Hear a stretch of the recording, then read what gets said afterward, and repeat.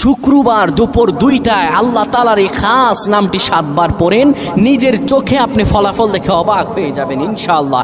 আপনার নিজের চোখে আপনি ফলাফল দেখবেন ইনশাআল্লাহুল আজিজ। শুক্রবার পবিত্র দিন, সপ্তাহের সর্বোত্তম শ্রেষ্ঠতম দিন। এই দিন আল্লাহ রাব্বুল আলামিন বান্দার দোয়া কবুল করেন, এই দিন আল্লাহ রাব্বুল আলামিন বান্দার মনের আশা পূরণ করেন, এই দিন আল্লাহ তাআলা বান্দার কাছাকাছি চলে আসেন।